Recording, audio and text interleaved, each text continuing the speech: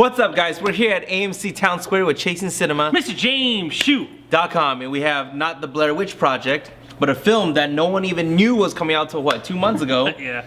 Blair Witch. Blair Witch, yes. And while you're in your theater, you know, hacking away with Edward Snowden, I'm gonna be in the woods looking, actually in Blair, which is the name of the old city, looking for the Blair Witch.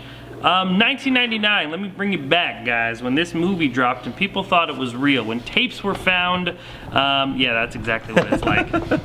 When tapes are supposedly found that revealed these young teenagers looking for the Blair Witch and disappearing. Did you see the film in 1999? You never saw Blair Witch? No, all I remember is a girl crying next to a tree, and then I think Scary Movie made fun of it, and it was dripping through her nose. Yeah, that's all I remember. Well, Blair Witch, the Blair Witch Project, is actually a really good movie, regardless of what David Copperfield says. What do you think? You don't remember that? We were talking that one time. I don't think he likes the Blair Witch Project. I could be wrong, but I remember him calling me out for liking the Blair Witch Project. Anyway, a good movie, a movie of its time. No, it's not the first movie to use the found footage, but it is hailed to being the one movie that brought it into this kind of popular reign, even though that was now 17 years ago.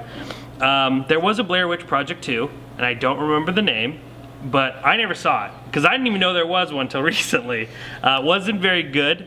Now they decided to bypass that. That didn't happen. Let's make a direct sequel to the original Blair Witch Project movie. And I'm hoping it's going to be good. But now that found footage is a thing and popular, how can we make this movie special? And I don't think many of the original people are attached, so I wonder if this is just, you know, one of those reach around in the bag and try to pull out some moolah type thing. But I'm hoping I'm wrong. A short movie. I like me a good horror. Even though it's not October, I wondered why they didn't wait a few weeks, so I could have at least enjoyed it during the month of Halloween. But let's hope it's good. Well, let's see if the Blair Witch can scare some money out of you. Ooh. Alright, so I just got a Snowden, but this is about the Blair Witch. The Blair Witch wasn't good. Well, it makes them okay.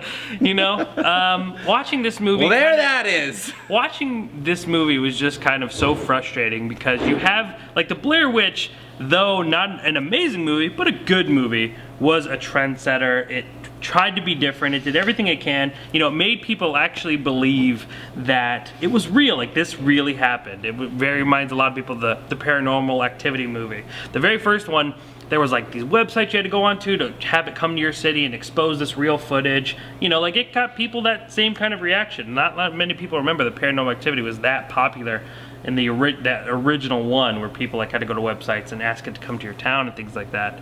But this movie was just like, hey, what's that movie? What was the first one they did found footage for? Oh, Blair Witch. Let's do a new one and let's do found footage. Only let's make it shakier, because that's all I got out of this movie. Not more witchier, not more scarier, but a camera that is so shaky, even I, the one that does not get motion sickness, felt nauseous. I'm glad. These characters are not interesting. I don't care about them. I wish the Blair Witch would have taken them out much earlier in the movie, because it would have gotten me out of the theater much quicker, even though it is only 80 minutes. It's really short. But the thing is... Did it feel short? No. Oh, that's bad. I felt like, so like... Pull the Snowden. There's 15 minutes of interesting things in the Blair Witch. But the rest of the movie is just this slow, like, constantly waiting for something to happen. And I think the only interesting thing from the first movie, the only connection, is that the young girl, the one that, you know, was crying next to the tree, she goes missing at the end of the film. We don't really know what happens to her. In what? The end of Blair Witch. Okay. So there is this speculation in this film. 16-year-old spoiler. If she's alive or not. And her younger brother, who I believe was 4 at the time, is now grown up and is 20. Wants to go and see if she's out there, because it all took place in this house that people cannot find in the woods. This huge amount of woods, no one could find this house in which this ending took place at. In the footage, if you remember at the end, he's looking against the wall and she drops the camera and things like that. That's pretty much the only, his best friend wants to document it for her documentary film class. There we get our found footage explanation. But yeah, this movie was honestly just really boring and very, very generic. Like, you could pick up any found footage movie that they've made, called it The Blair Witch, and it's the same thing. I mean, there's 10 minutes of like, oh, okay, I'm kind of getting into this, but we're so far gone at that point, like, I'm just ready for this to be over now. It happens. Well, too bad. So sad. 2 other movies came out this week. Snowden, I just watched it in our review, ding, RA Life, and we just watched also Where the Bow Breaks a couple days ago, but we just made it live now, so that's live too. Morris Chestnut. 7 days later, we'll be back for the premiere of The Magnificent Seven. Pow pow pow pow pow pow. Chris Pratt. Let me ask you, Shu, Pratt. even though I know the answer, have you seen the original Magnificent Seven? Nope. Have you seen what the Magnificent Seven was based off, known as the Seven Samurai? Nope. You got some homework to do this weekend. And won't be doing either of those things. What about Storks? Nope. Nope. What about the movie that I forgot already, that I know is coming out? The Queen of Kauai. That's the chess Disney one? new film. Yep, with Lupita Nyong'o. I could watch that one because of 2 reasons. One, that, Yes. or 3 reasons. That, Disney, and inspiration. Yes. Just gets me all jacked up because I'm sure it's going to be an ending where you're like, oh my god, yes.